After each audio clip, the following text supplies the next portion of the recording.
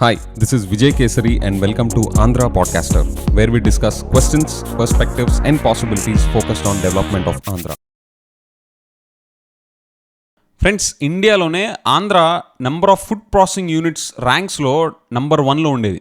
Okay, ఇప్పుడు మనం ఆ టాప్ స్పాట్లో లేము. ఈ ఎపిసోడ్లో మనం అసలు ఆంధ్రాకి అగ్రికల్చర్లో ఉన్న పొజిషన్ ఏంటి, కీ స్టాట్స్ చూద్దాం. ఒక 3 కీ స్టాట్స్ అది చూసి మనం అసలు number of food processing units అసలు ఎంత ఉండేవి, మనం ఏ ర్యాంక్లో ఉండేవాళ్ళం, ఎన్ని ఉండేవి, ఇప్పుడు ఎంత స్థాయిలో ఉన్నాం అని చెప్పేసి ఆ డేటా కూడా చూద్దాం. చూసి ఫైనల్గా కామన్ పీపుల్గా మనం అర్థం చేసుకోవాల్సింది ఏంటి అండ్ పాలసీ మేకర్స్ ఫోకస్ చేయాల్సింది ఏంటి అని చూసి కన్క్లూడ్ చేద్దాం. ఓకే, సో ఫ్రెండ్స్, మన ఆంధ్ర అగ్రికల్చర్లో మన పొజిషన్ ఏంటి అంటే according to last years data which published financial year 2022 data ప్రకారం, ఇది లాస్ట్ ఇయర్ పబ్లిష్ అయింది ఫిబ్రవరి మార్చ్ టైంలో. సో దా డేటా ప్రకారం మన agri business exports is to the tune of 44.5 thousand crores, okay, leading in the country with an annual growth rate of 5.95%, okay, which is a very good track.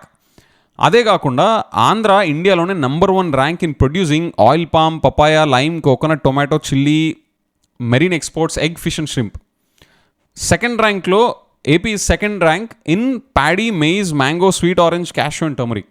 Okay, so friends, ఓవరాల్గా మన ఆంధ్రాకి agriculture produce కానీ agricultural ఎక్స్పోర్ట్స్లో కానీ చాలా solid position ఉంది in the country. Okay, now ఇప్పుడు number of food processing యూనిట్స్కి వద్దాం. అంటే ఇది ఎందుకు చెప్పాను అంటే అసలు మన అగ్రికల్చర్ బేస్ అసలు మనం ఏమన్నా సెకండ్ గ్రేడ్ ప్లేయర్లమా లేకపోతే అసలు మన దగ్గర విషయం ఉందా అని చెప్పడానికి, బికాజ్ అవి ఉంటేనే కదా ఫుడ్ ప్రాసెసింగ్ యూనిట్స్ సెటప్ చేయడానికి ఉపయోగపడేది. ఏమీ లేకుండా ఫుడ్ ప్రాసెసింగ్ యూనిట్స్ పెట్టుకొని ఏం ప్రయోజనం?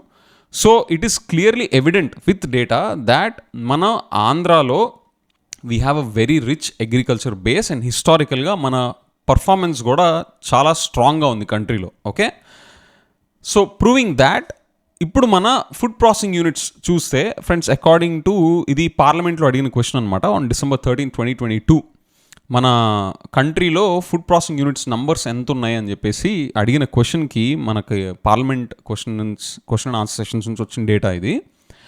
They shared this information. AP stood first in India with 5,737 food processing units in as per annual survey of industries 2019-20 data. Okay, AP first ఉంటే Tamil Nadu second ఉంది with 4,995 food processing industry units, and దాని తర్వాత it's followed by Telangana in the third place with 3,989 units. Okay, scene cut చేస్తే 2022-23 కల్లా చూడండి, first 3 ప్లేస్లో ఎవరున్నారు చూడండి. Tamil Nadu is number 1, Telangana is number 2, Kerala is third with opening 2,548 units in 2022-23 alone.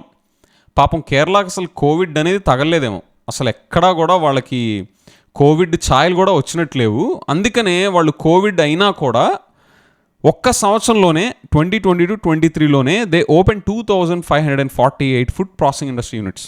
Okay, so friends, చూసారు కదా, మనకేమో రిచ్ అగ్రికల్చర్ బేస్ ఉంది. హిస్టారికల్గా మన చాలా స్ట్రాంగ్ ట్రాక్ రికార్డ్ ఉంది in terms of exports and domestic ప్రొడ్యూస్లో అవ్వచ్చు, ఎవ్రీథింగ్. మన అగ్రికల్చర్లో ఆంధ్ర వచ్చేసరికి సాలిడ్ పేర్ అనేది క్లియర్గా నంబర్స్ ఆర్ షోయింగ్.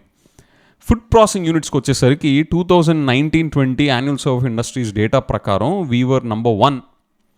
2022-23కి వచ్చేసరికి Tamil Nadu is number 1, Telangana is number 2, Kerala is number 3.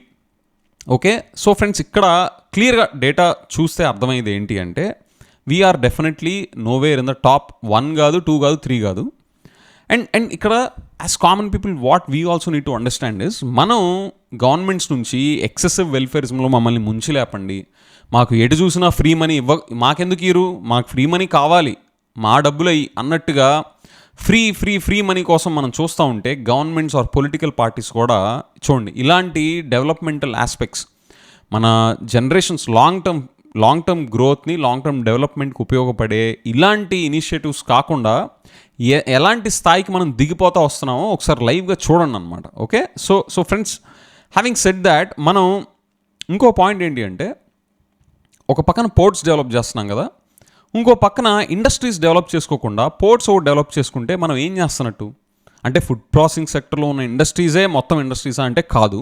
But మనకి ఇంత అడ్వాంటేజ్ ఉన్న 34% of our GSDP is contributed from agriculture కదా. సో అంత కీ అగ్రికల్చర్ కాంట్రిబ్యూషన్ అంత కీ రోల్ ప్లే చేస్తున్న మన స్టేట్లో వాటి బేస్ చేసుకుని ఇండస్ట్రీస్ని మనం ఎంత ఫాస్ట్గా లాగిచ్చేసేయాలి, అది చేస్తున్నామా?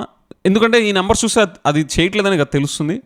సో ఒక పక్కన పోర్ట్స్ డెవలప్ చేసుకుంటా ఇంత అగ్రికల్చర్ బేస్ ఉంచుకొని వాటి డిపెండెంట్గా వాటిని బేస్ చేసుకొని secondary sector of food processing యూనిట్స్ని ఎందుకు మనం బూస్ట్ చేసుకోవట్లా? నెంబర్ 1.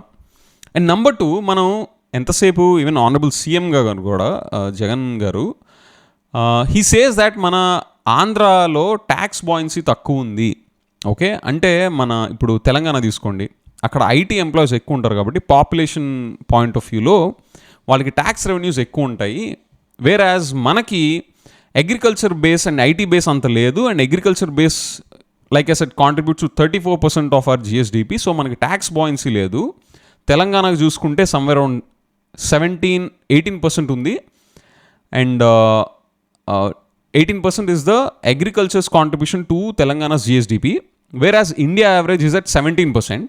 సో మనం 34%లో ఉన్నాం కాబట్టి మనకి ఇది ఒక లయబిలిటీ, ఓకే, మనకి ఇది ఒక వీక్నెస్ లాగా దాన్ని పోర్ట్రే చేశారు. కానీ ఒక స్ట్రాంగ్ ఫుడ్ ప్రాసెసింగ్ సెక్టర్ని బిల్డ్ చేయాలనుకున్న వాళ్ళు ఇది మనకు ఒక అడ్వాంటేజ్గా చూస్తారా చూడరా?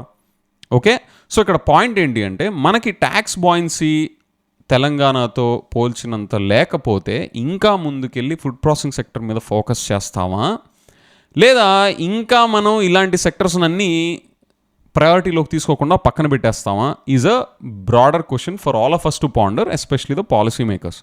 ఓకే, సో అండ్ ఇంకొకటి లాస్ట్లీ, కోవిడ్ ఉంది, కోవిడ్ పట్టించుకోవా నువ్వు, ఎంతసేపు డెవలప్మెంట్ గురించి మాట్లాడతావు, 2 years కోవిడ్లో పోయింది అంటూ ఉంటారు కదా ఫ్రెండ్స్. మరి కేరళ అసలు ఫస్ట్ ఎఫెక్ట్ అయిన స్టేట్స్లో కేరళ ఉంది, మీకు తెలుసా కోవిడ్లో? సో కేరళకి ఎందుకు మరి కోవిడ్ తగలలేదా? వాళ్ళు ఒక్క సంవత్సరంలోనే 2022-23లోనే ఒక్క సంవత్సరంలోనే 2548 యూనిట్స్ ఓపెన్ చేసి కంట్రీలోనే 3rd spotకి వెళ్ళిపోయారు. 2nd spotలో తెలంగాణ ఉంది, 1st spotలో తమిళనాడు ఉంది. మనం ఎక్కడున్నాం? దానికి ముందు డేటా చూస్తే ఏపీ ఇస్ ఫస్ట్, టాప్ 3లో ఇప్పుడు మనం ఎక్కడా లేము. ఓకే, సో కోవిడ్ అనేది రీజన్గా చూపిస్తే మాత్రం అది ఎంతవరకు ఒక రిలవెంట్ పాయింటో మీకే వదిలేస్తున్నా. ఎందుకంటే ఇంతకు మించి నగ్నంగా డేటా ఎవరు చెప్తారు చెప్పండి? కేరళకి లేని కోవిడ్ మనకి లేని కోవిడ్డా కేరళకు ఉంది చెప్పండి? ఆర్ కేరళకి లేని కోవిడ్డా మనకుంది రాదర్? సో కోవిడ్ అనేది రీజన్గా చూపిస్తే అది ఎంత షాలోగా ఉంటుందో Kerala is an example for all of us. Okay, so friends, this is the situation. Conclusion ఏంటి అంటే AP lost its top spot in food processing industry units in India. అది దీని మీద మీ కామెంట్స్ ఏంటో చెప్పండి. మంచిది, ఇలాంటివి మనం ఇంకా చేసుకుంటా అన్ని ఇండస్ట్రీస్లో టాప్ స్పాట్స్ కాదు, అసలు మనం ఏ ఇండస్ట్రీలోనూ మనం రాణించకూడదు. జనాలకి డబ్బులు ఇవ్వాలి, జనాలకి ఫ్రీ బీస్లో ముంచి లేపాలి, ఎక్సెసివ్ వెల్ఫేరిజంలోనే మనం మునిగి తేలాలి స్టేట్ మొత్తం అని మీరు అనుకుంటారా? లేదా కేరళని చూసైనా మనం నేర్చుకుంటామా? కోవిడ్ సిచ్యువేషన్ ఉన్నప్పటికి కూడా వాళ్ళు ఎలా చేజ్ చేసుకుంటూ టాప్ 3కి వెళ్ళిపోయారు. అండ్ తమిళనాడు చూడండి ఎంత అగ్రెసివ్గా, అది ఇంకా ఫస్ట్ ర్యాంక్లో ఉంది. Telangana is also maintaining its spot in the top 3. So వాళ్ళని చూసి మనం నేర్చుకోవాలా? Let me know in the comments. Thank you.